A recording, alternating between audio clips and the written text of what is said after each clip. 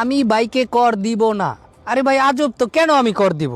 একটা জিনিস আপনি বুঝেন, আমরা বাইকটা এমনিতেই যখন আপনার একটা বাইক বাংলাদেশে আনা হয় তার উপর এমনিতেই সরকার শুল্ক প্রদান করে। সেটা কিভাবে? একটা বাইক যখন আমাদের ইন্ডিয়া আপনি দেখেন একটা বাইকের যে প্রাইস 1.5 লাখ টাকার বাইক, ওইটা বাংলাদেশে আনতে আনতে আপনার 55% বা 50% শুল্ক আরম্ভ করে সরকার। তাইলে এই ক্ষেত্রে আমি কেন দেবো? যাক, এটা বাদ দিলাম। আমি যখন বাইকটা শোরুম থেকে নেই, আপনি একটা জিনিস ভাবেন, বাইকটা আমি কেনার পরে বাইকে আমি ট্যাক্স আপনার রেজিস্ট্রেশন করতেছি, ওখানে আমার 20,000 টাকার মতো প্লাস কম বেশি যাইতে আছে। তারপরে গিয়ে আমি বাইকের ট্যাক্স টোকেন করতেছি, 2 বছর পর পর রোড পারমিট করতেছি, আমি সেখানেও সরকারকে টাকা দিতেছি, তাই না? আমি সেখানেও সরকারকে টাকা দিতেছি। তারপরে গিয়ে আমি আমার ড্রাইভিং লাইসেন্স করতেছি। এত কিছু করা সত্ত্বেও আমি কেন বাইকে মনে করেন আপনার কর দিব বলেন? বাট হয়, আমি কেন বাইকে কর দিব? আরে ভাই, এটা তো আপনার শখের জিনিস না, এটা আপনার নিত্য প্রয়োজনীয় একটা জিনিস, তাই না? যেমন ধরেন আমার কথাই বলি, আমি একজন গ্রাফিক্স ডিজাইনার, আমি বিভিন্ন অফিসে যখন আপনার বায়ার মিটিংয়ে যাই, আমার প্রতিনিয়ত বাইকটা প্রয়োজন, তাই না? এটা প্রয়োজনের খাতিরে, প্রয়োজনের তাগিদে আমি বাইকটা ব্যবহার করতেছি।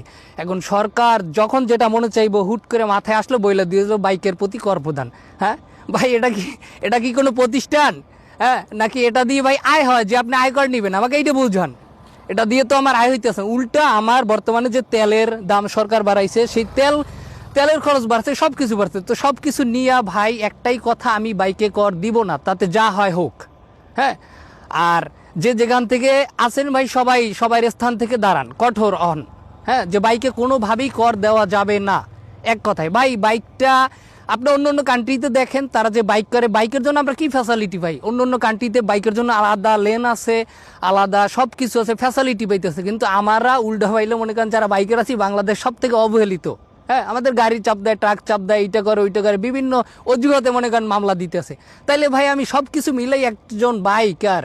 হ্যাঁ, তারা এক কথায় হেয় পণ্য। হ্যাঁ, তো বাংলাদেশে ভাই আমি একজন নাগরিক হিসাবে আমি বলতে চাই, আমি কেন বাইকে ভাই আপনার কর দিব? আমি তো দিতে আছি প্রত্যেক বছর, 2 বছর পর পর আমি ট্যাক্স দিতে আছি, সব দিছি। তাইলে আবার অযথা উল্টো বলে ভাই এইটা কর না বইলা বলেন চাঁদা। হ্যাঁ, ওই যে বলে না যে সমঝোতার মাধ্যমে যদি টাকা নেওয়া হয় সেটাকে চাঁদা বলে না, সেটাকে সমঝোতা। হ্যাঁ, তাইলে ঘুরে বাছাই না বইলে বলেন চাঁদা। এই যে বিভিন্ন কার্ড দিতে আছেন, এই কার্ড ওই কার্ড, ফ্যামিলি কার্ড, অমুক কার্ড সুমুক কার্ড, ভাই এর জন্য তো আপনার টাকা প্রয়োজন, তাই না? রাজস্ব আয় কত এখন, সব কিছু মিলেই জিলেইয়া এই কার্ডের টাকা দিবেন মানে বাইকেলার মাথার উপর দিয়ে না? এগুলো বুঝে জনগণ, এগুলো বুঝে। অতএব এগুলো বইলা আর ইয়া করে লাভ নাই। হ্যাঁ, আমি বাইকে কর দিব না।